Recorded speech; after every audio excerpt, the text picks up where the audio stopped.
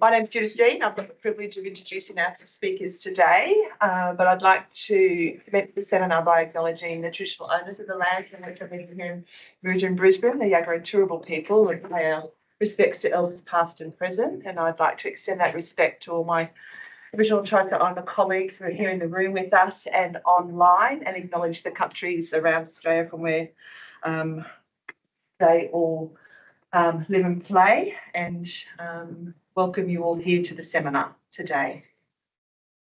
It's my honour to introduce Dr. James Fowler and Dr. Chiara Minto, two of our postdoctoral research fellows here at the centre. James has been at Poche since 2024, and I'd first like to start by congratulating him. He conferred his PhD only last month. So the ink is very wet on his title, but please use it to make him feel good. His PhD was Digital Self-Guided Acceptance and Commitment Therapy-Based Programs for LGBTQA+ individuals, a mixed methods evaluation of feasibility, acceptability and effectiveness. And I should have been able to remember that because I was his advisor, but it was too long to remember. James' work focuses on mixed methods and community-based participatory research and has it across the needs of priority population. As a proud queer person, much of James's work has focused on the LGBTQI+ community, and this includes his role here at the Poche as a postdoctoral study coordinator on the Black and Proud study, which he's going to present today. James holds a range of positions on advisory boards, but I'm sure the one he's most proud of was his position on the Lady Gaga Born This Way Foundation Youth Advisory Board. Like he likes to tell people about that one. There's a photo of it today, so you know me well. And Chiara has been with us here at the Poche Centre since 2023. She's a social psychology researcher, and she received her PhD also from the University of Queensland in 2021, titled The Role of Idealising Jealousy in Inhibiting the Identification of and Response to Non-Physical Intimate Partner Violence, a Schema Theory Approach. Good point of making short, snippy titles, people. Since she's completed her postdoctoral research fellowship on sexual consent in Australia, she's recently submitted her DECRA, focused on violence prevention and learning from Aboriginal and Torres Strait Islander peoples. Chiara has a passion of applying quality collaborative research techniques to identify practical strategies for real improvements and social change. So, James, are you first? Chiara's first. Sorry. All right, let me pan back to you. Oh, wrong way. That's all right.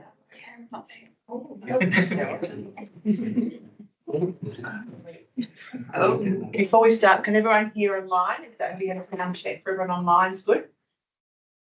The clicker's not working. Clicker's not working.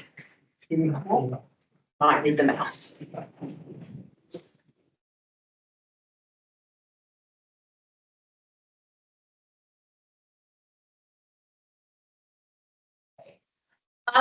Before we start, I just want to add to the acknowledgement of country. I want to particularly acknowledge some of my colleagues in the room who have informed the work I do and have had many conversations with me that has helped inform things. I had a recent chat with Auntie Mary, which I have used to inform the structure of this, so I hope I understood what you were trying to go for correctly. And I also want to pay my respects not just to the Turrbal and Yagara people of this lands, but the Ngunnawal people who have the land where this conference took place in Canberra, and also the Ngarago people who is where the Mount Kosciuszko hike I took the day after the conference ended. So it's a bit of just like a prelim. I wanted to talk a tiny bit about safety in research and learning.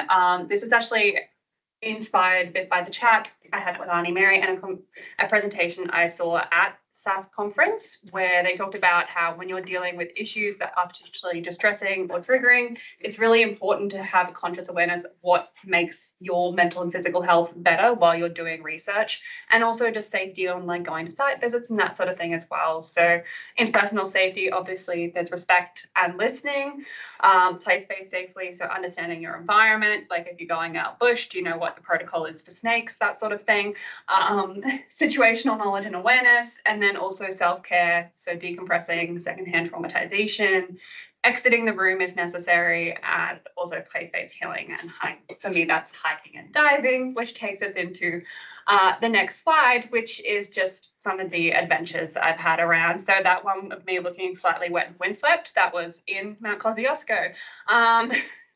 Glorious weather for the day, but it did clear up a bit after that.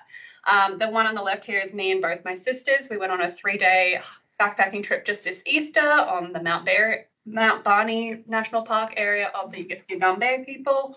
Both of these diving photos are from Minjerribah or Stradbroke Island. One's a winter dive, one's a summer dive. So it's some of the coolest dives I've ever done with the wildlife. I strongly recommend it if anyone's keen. And the other one is me out on Inaugural Reservoir having a bit of paddleboard. And I think that's just how I deal with life, mental and physical health. So presentation overview, I'm just going to do a quick intro to social psychology, talk a bit about Symposia, which was an entire day of presentations on the Voice to Parliament, health experiences, presentations from the conference, and then a bit about my presentation, the feedback I got. Oh, I'm using the wrong one. Okay. So social psychology and SASP. SASP stands for the Society of Australasian Social Psychologists. So that is the society whose conference I attended. Social psychology is understanding the behaviour of individuals and groups as shaped by the presence and behaviour of others. I think it's really important to kind of just explain that. I'm not sure if everyone here is familiar with it because public health people primarily in this room, but I think social psychology relates really well to a lot of that public health work that you do, because it helps you understand, you know, why there might be resistance to changes being imposed or suggested, or how we can facilitate them, some of the underlying attitudes that might influence how people respond to different interventions and stuff. So I think they're very nicely interconnected. I think some popular theories that might be of interest are social norm theory, which looks at the descriptive norms, that's like what people around you are doing, and also what's called injunctive norms, which is what kind of the orders from on high within an organization or a country of like, this is what we are doing or whatever, and how they interplay when they're the same versus when they clash. Social identity theory, looking at who we are and our different identities in various different groups and how their importance shifts over time and in context, and how that influences our behaviours and responses. And theory of planned behaviour and the health behaviour models, which look at what impacts people's health decision making or just broader behaviour in general. SAS had this year a really big shift towards kind of a more decolonised model. So there was on the first day a panel on decolonising social psychology, where we had representative speakers. We had 2 Indigenous speakers. We had a speaker from South America who was Indigenous there. We had a Sri Lankan speaker, and right now. But anyway, so we had people from all over the kind of non-colonial Western world talking about their experiences of working in psychology, how diversity was sometimes a bit of a misnomer because there's expectations that the diverse people assimilate, and how the challenges of working with that, and differentiating for some people, like non-Indigenous people, struggling with the idea of Aboriginal and Torres Strait Islander people as very diverse, but also sometimes they work collectively for like strategic essentialism to fight for a cause, but that doesn't mean that they can all be grouped into the same basket kind of thing, and challenging that kind of misconception, collective effort, and that sort of thing. Oh, no, again. So I think it'd be an awesome place to see some Poche researchers. It's a pretty affordable conference. It definitely has overlap with what we do. So if you're interested to learn about more, I would happily talk to you. Okay, so the Voice to Parliament research that was done, they looked at beliefs associated with no votes. One was the belief in a just world for others. So this is the idea that people essentially experience what they deserve, basically, so that the world is just and fair and people can have it self-directed and directed to others. And when it is directed to others, it's also like meritocracy. The idea of meritocracy turns out very problematic when directed towards other people, because it's basically like if people are experiencing inequality, it is essentially a fair thing that they do so. Right-wing authoritarianism, that one's name is pretty self-explanatory, and social dominance orientation. So this is the belief that society should be hierarchical, and that different higher levels exist for a natural or innate reason, and that some groups are superior. So again, clear why that's problematic.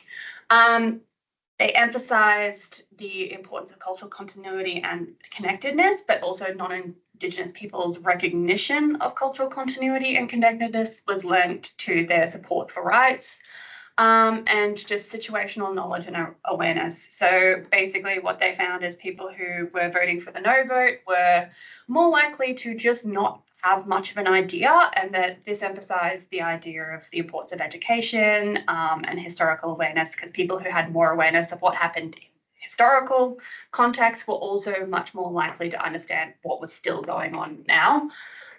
So they had greater recognition of modern day racism as well. As far as identity, we have social identity and belonging. So that can be a really positive protective tool when people find their identity in their group. But they did suggest that having ally identities could be counterproductive, because people just claim that they're an ally and then do nothing. So that they talked about the importance of reframing allyship as an action rather than an identity that people claim.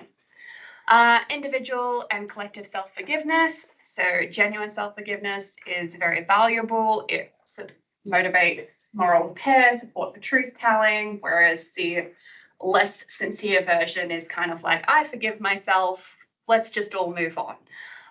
So need to just differentiate those two. And guilt worked as both an enabler and a barrier to action. So if people were felt too guilt-ridden, they would just avoid it.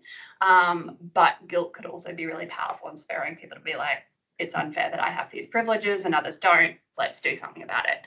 And then yes voters, they talked about different forms of allyship. So reactive allyship is very prevalent. This is basically responding to discrimination when it occurs, whereas proactive allyship is a lot less common, and that's the idea of anticipating potential discrimination or prejudice and actually taking action in advance to mitigate the likelihood of that happening in the first place. So they emphasize the need for more of that. I think it would be really interesting for some of the non-Indigenous people here on staff just to think a bit more about how this might relate to the work we do in terms of allyship in both professional lives but in personal lives as well, and how does it connect with what our work looks like.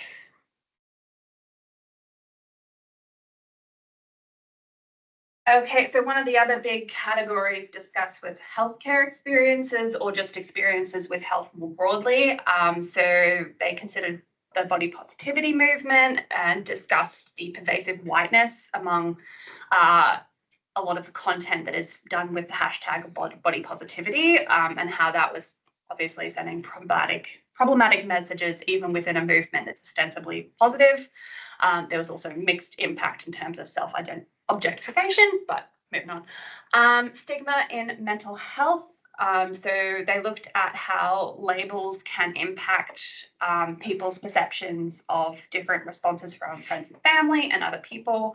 They highlighted that fear avoidance was more anticipated from friends and family, so people avoiding those with mental health conditions because they didn't know how to deal with it, versus attributing more malevolence to experiences within healthcare settings. So it's really important for healthcare providers to understand that is something that people have been through.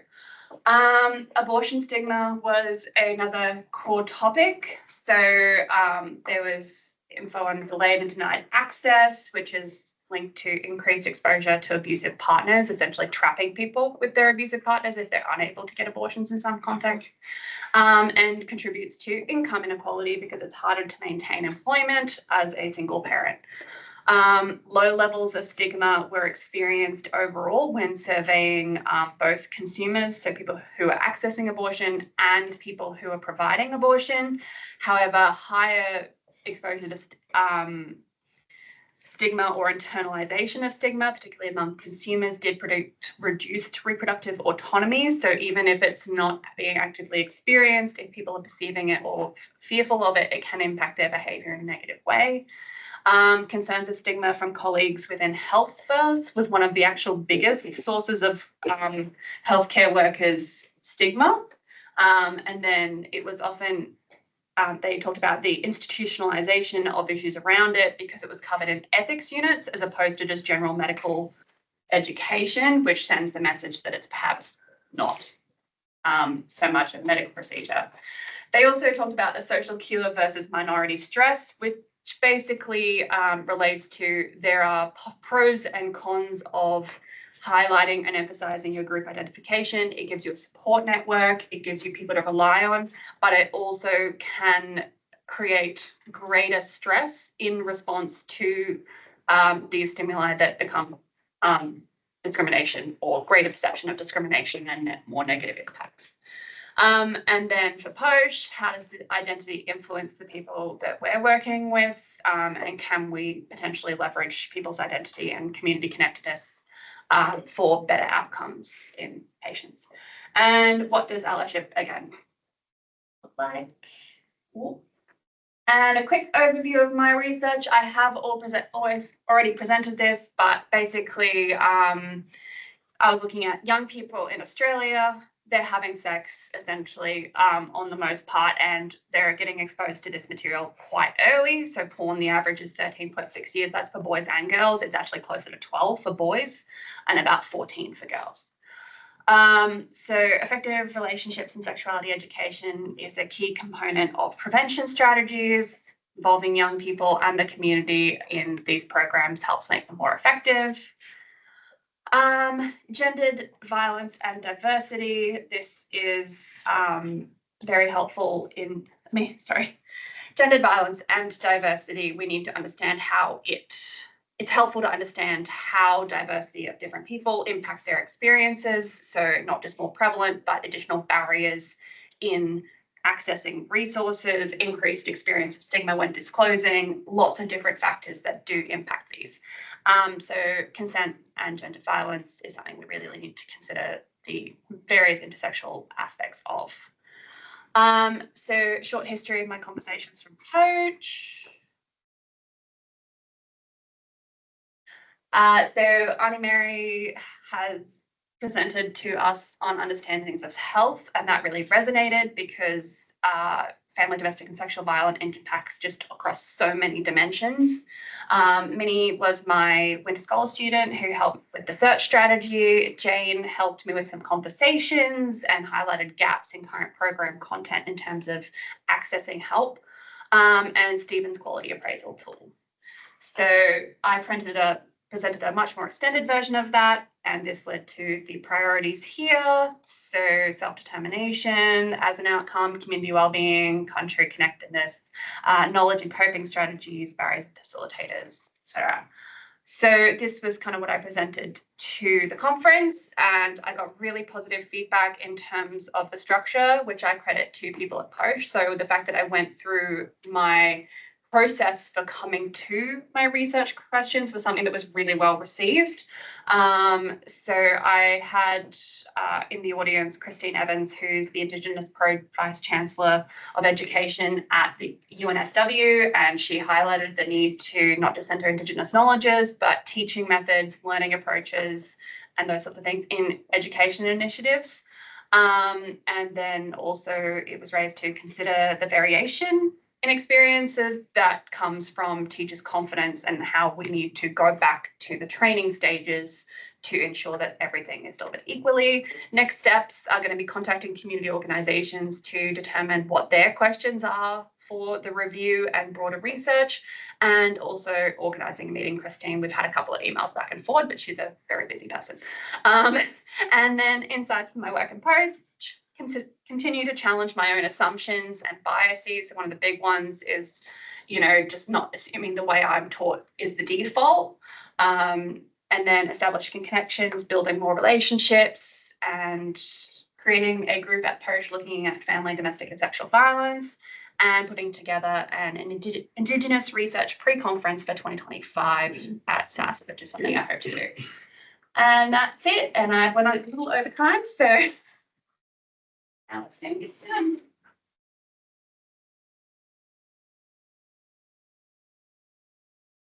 We might just have a quick couple of questions in the middle there because the presentations are quite disconnected.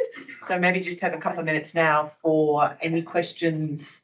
So in the chat, is there anything in the chat? Oh, they have. I have. So I'm looking down there. I've got mine open too. Okay. Nothing at the moment. Any questions from the room? Yeah, Kara, thank you. Great presentation. Lots of questions because I know you had to fly through that. But one thing you mentioned at the end around the feedback, you received positive feedback about the process within which you got the research questions. Can you just tell us a little bit more about the process? Yeah, so I mean, it's still ongoing. This project had to be put in a back burner for a bit, but just how I presented, instead of just presenting like these are our research questions based on a literature review, I talked about the conversations I've had with staff at Poche. I talked about the conference I went to and like priorities that were highlighted there and how all of that was brought in to inform what I'm hoping to look at. So I presented essentially my coming to the questions process, and a lot of people were really engaged with that. They're like, oh, it'd be good to see more about, you know, how do we even get to the research stage? Because usually it's just like this literature, this literature, this literature. Bam, here's my question kind of thing. Yeah. Thank you. And just picking up on that, did you find that, you know, the sort of questions that you imagined you would explore, did that shift as a fair bit as a consequence? Yeah, I didn't have enough time to Sure. go through it in more detail, but the table that I presented at the end, the bits highlighted in bold were actually the changes that came through. So I had actually, in my presentation at SAP, I had my initial, like what I thought it would be based on the literature. And then like I went through some of the conversations I had, the conference I attended, which is a Strong Women Talking conference last year. And I talked about how that impacted what questions I thought would actually be more valuable. And then changes I highlighted in bold. And so I represented the table kind of thing. So you actually share the why you did it, Yeah. you know, around the process of why you did the changes. Yes. And you make recommendations about that for not only you, but for Poche, you know, other researchers. I think it's really valuable to share that and just kind of be open to feedback, both positive and negative in the process. So, I mean, one of the conversations I've had about, you know, coming to the conclusions are like, yeah, that's great and all, but that's kind of what all the research, like, but how do you consider all the pragmatic stuff? So, I mean, Jane in particular gave me a lot of insight in the practicalities of actually help seeking and how a lot of our education programs are so focused on like prevention that they kind of ignore the reality that even with the best efforts of prevention, unfortunately, some people have probably already had these experiences or probably going to anyway. And what do you do next? So yeah, she just really highlighted the importance of how to like understand the barriers to help seeking in different contexts and that sort of thing, and how these education programs elicit that. So there was good stuff in there. It would be, well, from my perspective, it would be interesting to know, because I mean, how frequent seminar series you fellows? Monthly. Alice, monthly. Yeah. So let's just pick, I probably haven't got much time, but get our thoughts together. 2024, how many seminar series would there be? It's 10. Give me a number. Okay, 10. Out of the 10, I'm curious, out of the 10, would any researchers in 2025 have picked up on something they learned in the 2024 one all of the seminar series in 2024 to include in their own process, way, application, poaching? I'm calling it poaching it. Has she not? Didn't say? Or hold on. Or will you wait till 2026? We'll do the calendar up, right? We're going to have another series of seminars. Here we go, here we go. What does this organisation, what does Poche get out of it? That's what I'm saying, poaching it, you fellas. You need to be poaching things. Well, you got to figure it out yourself. But, sorry, yeah, you go. So I was just going to say not a 2024 presentation, but the presentation that was done by Robbie and Co-op in Cairns on their method Yes. for engaging with community. I took a lot of notes on that one for how I would like to do it. So Well, see that stuff there? That's the colourful, and I would have think the strength of having the seminar series, not that you're ticking off, we're done 2024, tick, tick. We heard Robbie's tick, tick. Is Robbie online, by the way? Have you told Robbie, Kiara? I don't recall if I told him. So, I think maybe, yeah. it's documented now, so you can't get away. But a big thing, we're all busy, eh? But here, we got the seminar series set, you fellas, we're right. Yeah. We've got the material things here, but you've got to put the people in there, eh? So Robbie and Roy, he did his presentation last time, eh? And I put up with him, was it last week, the week before probably, but to, go on with him about his session and to meet his family. See, it was lovely meeting his young kids, and his missus there too, eh? But, it's seeing Robbie and hearing Robbie and connecting to Robbie and Kiara in terms of the seminar series. Is it to take up time? What is it for? And you've given a really good example around that, because something Robbie must have said made sense to you. And that's what I'm talking about, is building those blocks, around Poche. Like I said, that's poaching it. So if you hear me say that, you felt, you know what I mean? Well, maybe you don't. But you say, it's you heard of it, Poche. You referred it at Poche. That's what I'm saying. You're poaching it. Who else can poach it? Some of the other things. Anyway, enough said. But yeah, really good. But I think just in terms of hearing Karen, her experience of the feedback she gave as well, but just hearing what you said about Robbie was good too. So learning from others. We all do it. And sometimes we don't acknowledge that too. But yeah, good for you. Thanks. Thanks, Mary. James, I'm going to pass the floor to you. Thank you. So thank you all so much for coming along to listen to me talk today. This was the first time I ever got the word doctor thrown in like a proper professional environment. And I wanted to flag it's actually really special that that's happening with you group of people, because I've learned so much over the past year with you all. So it's quite special that we get to share. I'm not going to say in my glory together, but it's very nice to be able to have this kind of core memory with you both, all of you. And so before I begin, I just wanted to acknowledge the traditional owners and lands on which I'm meeting today and pay my respects to elders past, present and emerging, and extend that respect to my wonderful First Nations colleagues in the room today and joining online as well. So I want to do a couple of things in this presentation today. The first thing is kind of tell you all a bit about who I am. So last year, lots of the ECRs, when they started in their seminar series presentations, they gave a lot of insight into who they were and why they came to be here. And I love that for two reasons. The first one being I'm an incredibly nosy person, and the more information I can have on you, the better, but also because I really like knowing who I'm working with, what guides you, what your values are. And so I want to share a bit about myself with you. And as a part of that is sharing what does it mean to be LGBTQIA+. So you might have noticed by just being around me that I am a queer person. And I think learning about what it means to be queer is important for researchers and the spaces that we're playing in, but also for your own lives. Some of you might know and have a really vibrant connection with other queer people. Some of you might not know any of the letters in the acronym. And so I couldn't tell you about who I am without telling you about this. And I'm really hoping it's important knowledge that you'll take away. And a part of that is informing and talking about some of the work we're doing specifically with Aboriginal and Torres Strait Islander LGBTQIA+ people in the context of health services. And I'll talk to you a bit about some of the experiences we've gathered in collaboration with the Two Spirits, and then talk to you at the end about the Black and Proud project. When talking about LGBTQIA+, I will often slip in and use the word queer instead. So it's the word that kind of identifies myself and how I connect with the community, but the word has a long history and it means different things for different people. So I just use it today with a really respectful acknowledgement of that. So the big question, who am I? So I was born to a family of chicken farmers and spiritual healers. So the chicken farmers is coming from my last name Fowler. I mean, that's somewhere along my dad's line, someone was really obsessed with chickens. And spiritual healers coming from my mum's side, where we're a Welsh family with a strong kind of spiritual connection.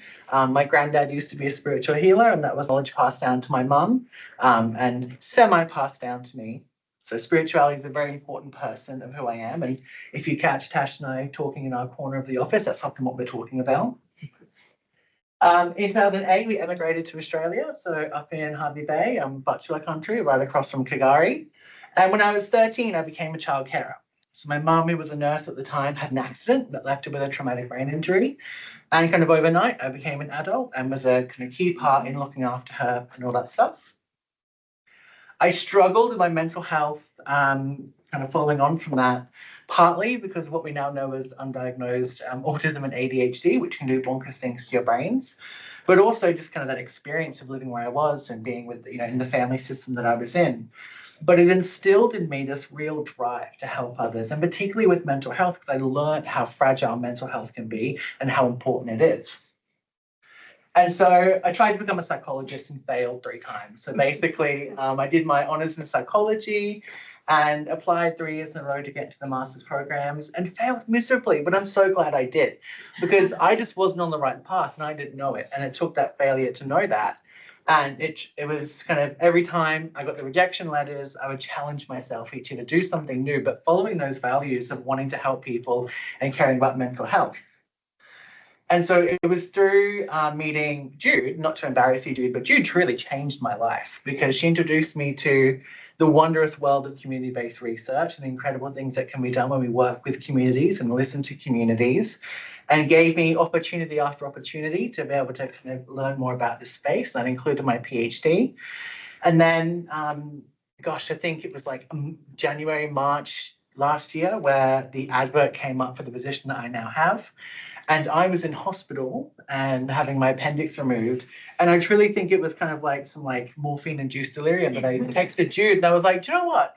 If it's okay, I might apply for this position because it's not always a good idea to start a postdoc a year before you finish your PhD. And it's been incredibly stressful, but very much worth it, and why we're here today. But the story is incomplete because I've not told you about my queerness. And for me, it's a central part of who I am. And it is kind of embedded in all the things that I've done so far in my life. But before I talk about that, I want to just first kind of ask you and talk about what does it mean to be LGBTQIA+. And we're going to play a little bit of a game. There's no prizes, unfortunately. I couldn't put it on the chart screens. But essentially, I want to, with a show of hands, kind of telling me how many of these identities you're familiar with. If you put your hand up if you think you could comfortably explain 50% of the ones I'm going to show you. So pretty good. That's beautiful. Kiara, you can't play this next bit because you've seen this presentation before. What about these identities? So trixic demisexual, vexsexual, queer romantic, relationship anarchist. 1% or 50%? 50% still. The game doesn't change. About 30%. No, and you've seen before, Dorothy, you don't get the cheat. So these are real self-determined sexuality and romantic identities that didn't do nice study REQ together. And this isn't including gender, and it's not including variations of sex characteristics. So as you can see, it's incredibly complex what it means to be LGBTQIA+. And so on a broad kind of definition level, it's describing diversity in gender and sexual attraction, romantic attraction and sex characteristics. But as you can see, identities are evolving. People use many identities at the same time. They often contradict as well, which doesn't always make sense to my brain, but I affirm it on site anyway. Language is always changing in the words that we use to describe. You'll see this when we're doing research, and if you kind of look at research over 10 years, you can never actually track back the participants because the language you've used a decade ago doesn't align with how we talk about identities now. And experiences are really unique to the individual. And so in this question around what does it mean to be LGBTQIA+, I can't tell you that, but I can tell you what it means to me. And one of the things it means to me is joy. It has been the most beautiful thing in my life, connecting with queer people, the friends that I've met, but also, and shout out to my partner Luke in the top right, who specifically asked me to say that. In the bottom right, that's a photo of myself and a brilliant colleague called Sarah, who is another one of Jude's PhD students, and that's us at Brisbane Pride doing research together in community advocacy. In the middle, as Jude alluded to, that's a photo of me with Lady Gaga's mum when we were in New York, kind of convening to talk about stuff for the charity, and I got engaged in that same day, so it was a very good day for me in that photo. So I can't tell you enough how much joy being queer has brought to my life, but it's also brought immense pain. And both are really important to remember and hold space for. So I learned from a very young age, like that I learned that being gay was bad. So I told my mum when I was about 3 that when I grow up, I think I'm going to be gay. And she pulled a face that kind of meant, no, we don't do that. And I panic responded and said with cats, which I've never actually understood what that means. I don't feel any gay feelings towards cats since. It hasn't alluded to anything. I lived with immense shame. So I used to cry going to bed, thinking about how different my life is going to be. But I didn't know what sex was, but I knew I was gay. You know what I mean? It was like I didn't know what attraction was, but I knew there was something different. And so the night that my mum had her accident, I scandalously kissed a boy for the first time. And for years afterwards, I kind of thought that was kind of my punishment for exploring what it meant to be gay and like divine intervention to tell myself to stop it and not take it any further. But as you can tell by the boy in this photo, I did not stop, right? I learned more about myself, but I didn't have access to any good health information or health services. And so I genuinely got all of my health information from a Lady Gaga fan website, which I don't recommend because I know and there are some really, really wackadoodle power hierarchies in place when you're talking about health in that context. Then when I moved to Brisbane, I thought, yes, I finally found my community. I can be as gay as I like. I learned that my body didn't fit in. I learned that my femininity, the way I talk, it wasn't allowed in this community. And so I spent years of my life starving myself to be as small as humanly possible, really trying to monitor every kind of way I interacted with people. And again, I didn't really change ultimately. And I was able to find people who actually did love and support me. And it meant that when I was doing research with queer communities, I had a lot of knowledge. I had a lot of learning and self-reflection. And it's been really healing, but it's also been the most triggering thing in the entire world. And I don't know if we talk enough about that as community researchers, of what it's like to research your own community, particularly if you've not dealt with the stuff that comes with it. Because if you're sitting there in a qualitative interview and someone's sharing with you kind of the same traumatic past that you've had, you've got to hold space for that. You can't turn that into a let's talk about it together. Sometimes that's okay if you turn the recorders off, but it's a really triggering thing, community research, and you've got to be able to kind of look at yourself in the mirror and be happy with what you see. Otherwise, it's probably not the right time for you to be playing with community like that. But even I think one thing for me as well with my queerness is that it's always changing. And so it was literally in this room a year ago that someone referred to me as a bloke. And I thought, oh my God, I'm not a bloke. And it's triggered this kind of year-long conversation in my head around, well, what gender am I? Like, am I everything at once? Am I nothing? I don't know. And I still don't know. It's why in my bio, my pronouns are often he/they, because I kind of don't know either. So you can call me whatever you like, because no one knows. So for me, my lived experience as a young carer, my kind of mental health journeys, my queerness has driven my passion to work with others to promote health, and particularly by addressing healthcare inequities, because I feel like from my kind of viewpoint of the world, I've seen kind of some of the wider echelons of how broken our healthcare systems are and what needs to be done to make them better. And so when you think about what I've shared with you about my journey, I could do that presentation 10 different ways, focusing on a different part of who I am. And I think intersectionality is really, really important to bring into the room when we think about this. So many of you in this room have shared with me about what it's like to live in Australia as an Aboriginal and Torres Strait Islander person. It's your stories, it's your family stories, it's your ancestors' stories, it's your communities. And for those of us who are allies, it's participant stories too. And so I'm hoping you can see the ways that queerness and being Aboriginal and Torres Strait Islander might intersect together to create some specific needs when it comes to health services and also experiences within them as well. And so I want to talk to you a little bit about that stuff based on some of the work we've done with Two Spirits in evaluating their Yarns Heal suicide prevention program. So it's a community-led suicide program, really emphasising on building awareness to support queer people around the state. And as part of our role in evaluating this, we did a series of yarning circles. And what I'm going to present to you is kind of a very preliminary cursory analysis. And we're doing a lot of work together with Two Spirits to kind of properly analyze this. But this is stuff coming from a really incredible executive summary, which you can see online if you want to take a further look at the really brilliant work they've done. It's a really great example of how we should be doing things.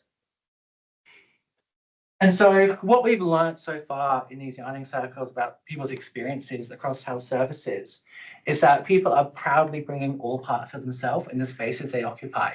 Sometimes that's really, really scary. Sometimes people can't do that because there are real threats, genuine threats, their psychological safety, their physical safety. But in spite of all of that, people are very proudly bringing all those parts of themselves into the rooms they're occupying.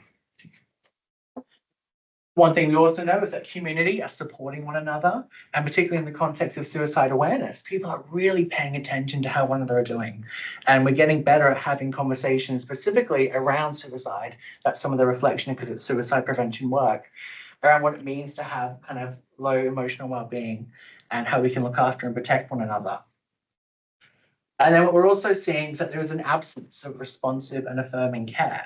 So people are just often describing having to go into a health service and get one part of them met and the rest of it totally ignored. It makes them feel invisible.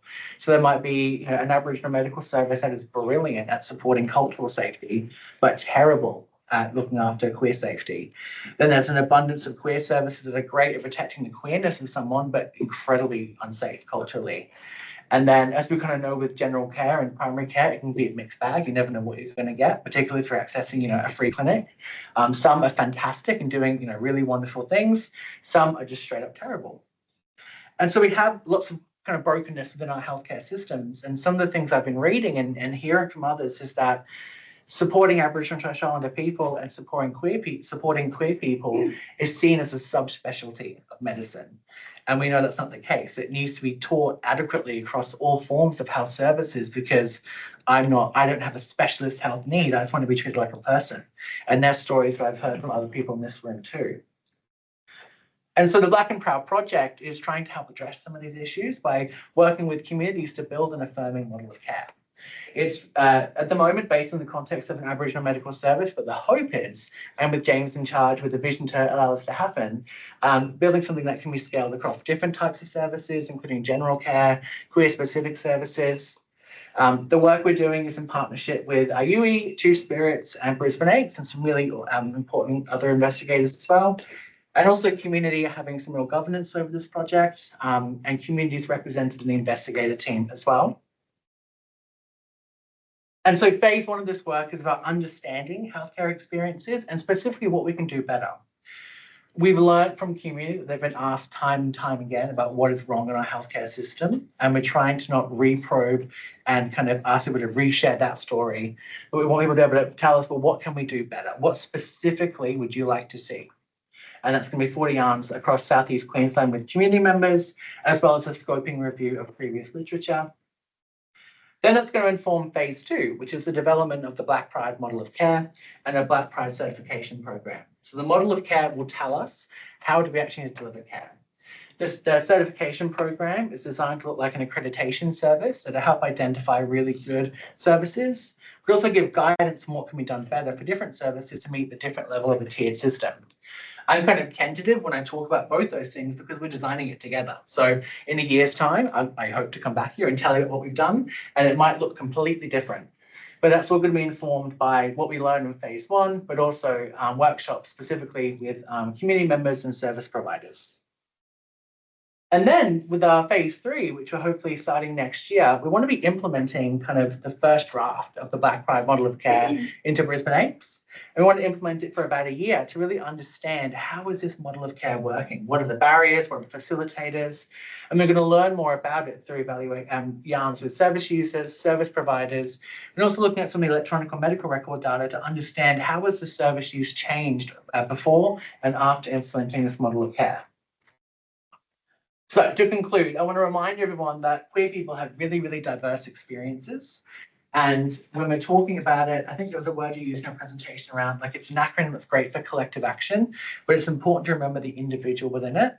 When you're using this term in research, being really specific about who you're actually meaning and who you're trying to support. I also think it can be really difficult and scary to talk about queer stuff sometimes, particularly if you don't feel like you have a high working knowledge. And so I want you to know that I'm a really safe person to say the wrong thing to. I've done it a million times in community. So if you ever want to have a conversation about this stuff, I don't have a door, but like, imagine I did, the door is always open for you to come and talk to me about this stuff. The other thing I want you to take away is that we know that many Aboriginal and Torres Strait Islander queer people are experiencing really fragmented care. And so we need to do better. We need to fix this. And so one way we're hoping to do it here at the work we're doing at Poche is to centre the voice of communities and build more responsive and affirming health systems. So thank you.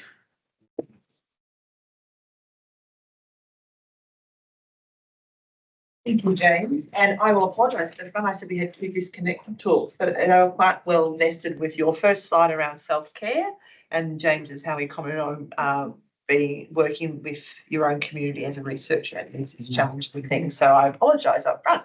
I should have been tapped and warned. I forgive you, Judith. So any questions for James and or Kiara? I think now we've got about 10 minutes left for any questions. Someone online might be time. James, just kind of curious. So in terms of the issues that you faced when you were younger, have you seen any kind of change or shift, improvement with those issues now in terms of what like kids your age would have faced now? I think so, but I think it's also really variable. Like, I think the kids in my school, for example, actually had it quite good because it was a really small school with teachers who were really affirming and just didn't really care about any of that stuff. Now it's a huge school with a whole different kind of social climate. So those same kids might not have the same experience now. We're seeing lots of regressions in kind of public policy, conversations in politics that we wouldn't be allowed to have 4 years ago. So I think it's both getting better and getting worse in a kind of a really weird kind of sliding scale way. Okay.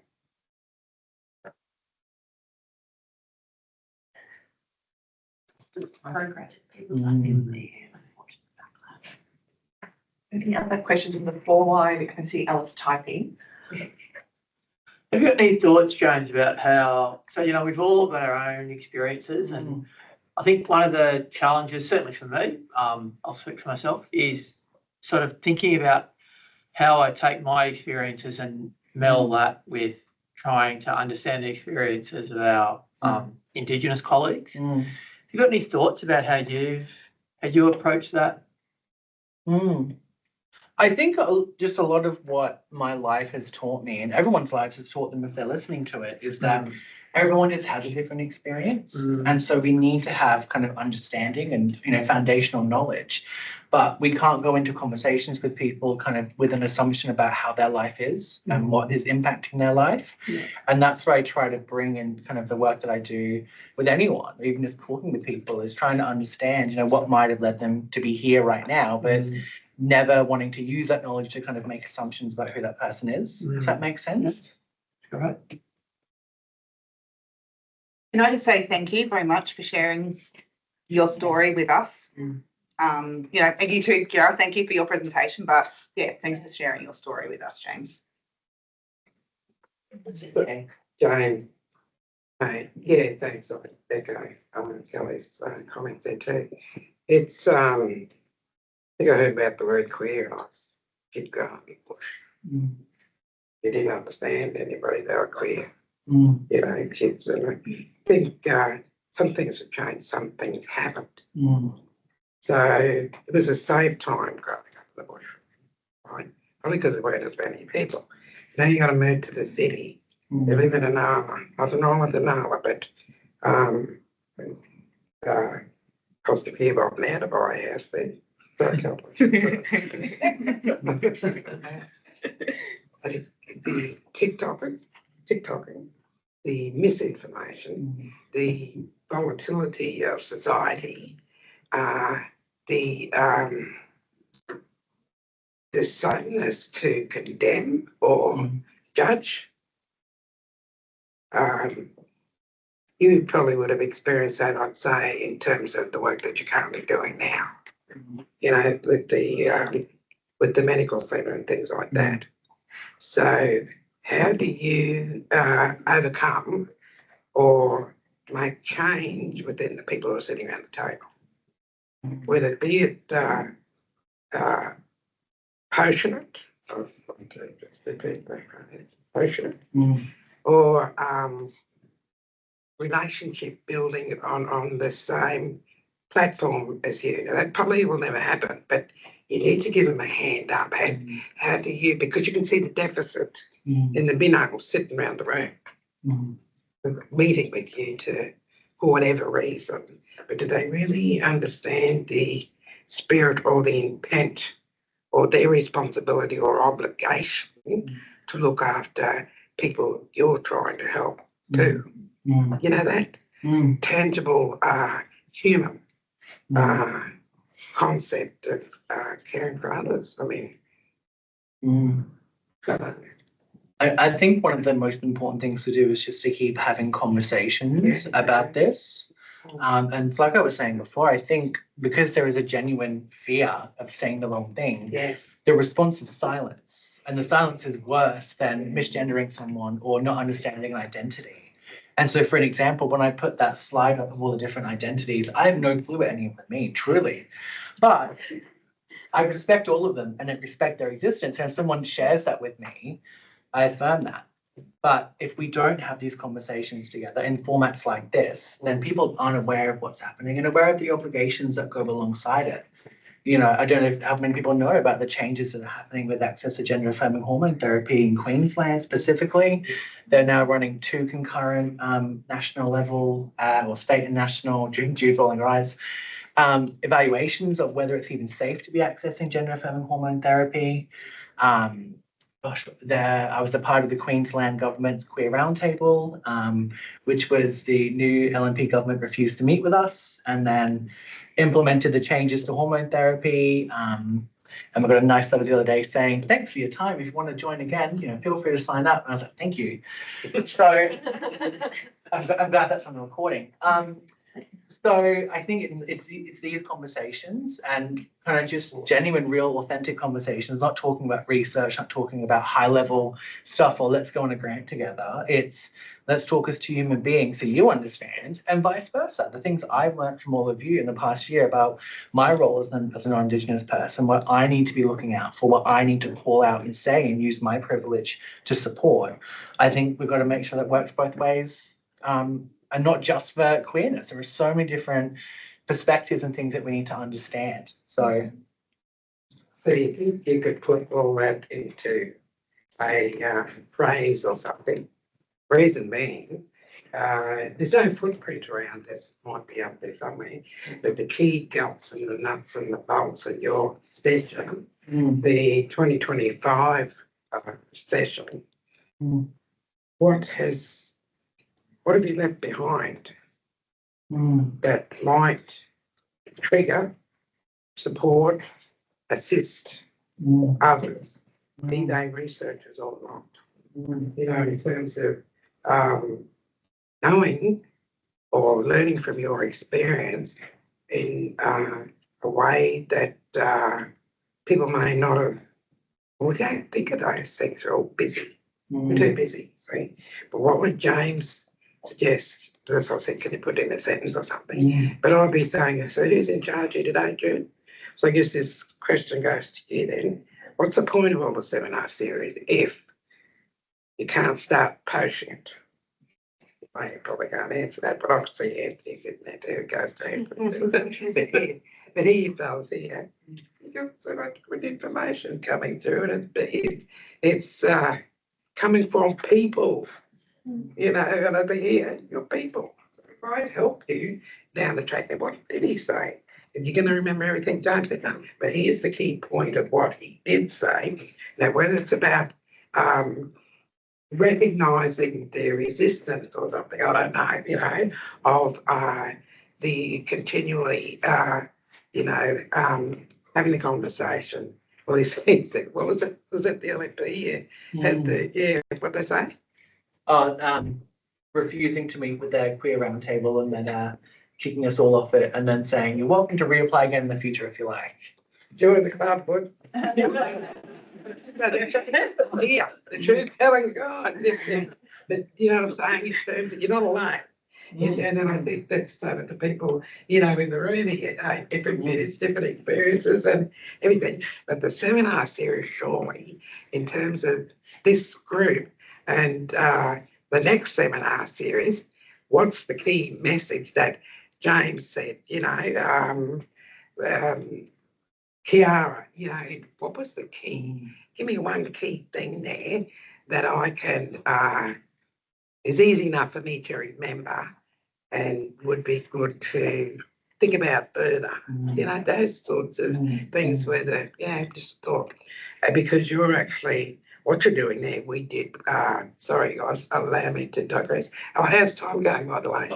5 minutes. Oh, plenty of time. Does anybody else want to ask a question? Well, okay, give me 4 minutes then. Here. So the 1989 National Aboriginal Health Strategy, it was the first agreed approach by the Commonwealth Government, the state government. Now, for any of you who may have heard this, you can join with me when I speak, but I don't change it each time. And the Aboriginal and Torres Strait Islander community, so 3, right? 3 groups of government, never been done before, so quite historical in terms of what we present. But we did have health services established within the community. So communities pre to that national strategy had already determined that the care that they needed was not acceptable. They needed to have their own medical services, right? And that comes out of the political activism, the tent embassy in Canberra, you fellas, you may have heard, or you may not have, but here it might just trigger you to think about things too, eh? So each building block that has led in terms of the way we are here today listening to you fellas talk, I go back then to what you're currently doing around the getting the word about the group to it's got to be the rest of the world. Could you come from? Where'd you come from? England. Yeah, well, I thought it was go. I didn't know. That's the other side of the world. It's not that far. It's not that far, you fellas. It's really, what is it, 17 hours flight or something. But it's not actually the time of the travel or the distance, but the dispersal of other mob into this country. Right? It's not about that either. We could go on and on. What I was trying to say, the strategy recommended, so it's a national consultation around the whole country. The strategy recommended that doctors who were treating us didn't know about us and whether they even saw us. If you see the colour, then that's how you'll get treated as a black person. Right? So with doctors in tow, which was the college, they people identified in that consultation that doctors need to be trained about community. Doctors need to be trained about Aboriginal and Torres Strait Islander health. And this is where I see parallels in terms of what you're starting to do now, right? And it probably has been done in other fields and other areas too. And I think the thing is too, if it's worth fighting for, then you keep fighting for it. And you'll get knocked back. You'll take 1 step forward and 10 back, but you keep going. Right? Because one day it'll be the other way around. And if you keep going, you have the energy and the effort and the motivation to keep going, you will get there. And you're not going to get funded tomorrow, right? LNP is not going to be there for every day. Look, how long do you think we put up with Majelka Peterson?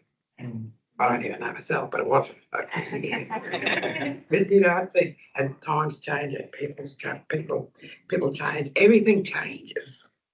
And I'm glad I was born when I was, but that's got nothing to do with the story. You know, to say I was one of 3 people in Australia representing the National Aboriginal Community Control Health Organisation on the Joint Consultative Committee of the RACDP, lobbying for why people, doctors, students need to be taught about, it's not because we were different. We were different. We know it wasn't just the colour of our skin, it was our spirit. A whole lot of things that if you look at me and see the colour, you won't see me. So getting down, they had to sell it to the college in terms for it to proceed, and that's what we did. And it didn't happen overnight, but it did happen. It was the first professional college in this country, and to be a part of that was amazing. The thing was, I wasn't representing myself. I was there representing all of those community controlled health services had confidence in my ability to, along with the other 2, to argue. Yeah, so don't give up. You might feel like it, but take a step back and look at who your allies are, where you'll get the strength that you need to walk with you. You've probably already figured that out too. But yeah, that was just, how's the time going? Yeah, thank you, Mary. I think that really summed it up nicely, because I was going to say that there was a few key messages for me in that, is that, you know, the importance of community voices and listening. The importance of not making assumptions, which is something I think I've bashed into a lot of my students over the years, nicely of course. And through listening, we can get rid of some of those assumptions and the self-care in research. But I think for qualitative researchers in the room, positionality is a common thing we talk about, but I think we really need to consider that in all the work in our poaching of research here is around the positionality of what we all bring, how that influences our decisions, our assumptions, and how we interpret what we are doing as well, and how we engage. So I think it's really some of those key messages that I got. So as we move forward, I'd like to thank James and Kiara again for sharing your stories as well so openly with everybody in what I hope is a safe space, and that shows that by talking we can learn and share. So thank you, everybody.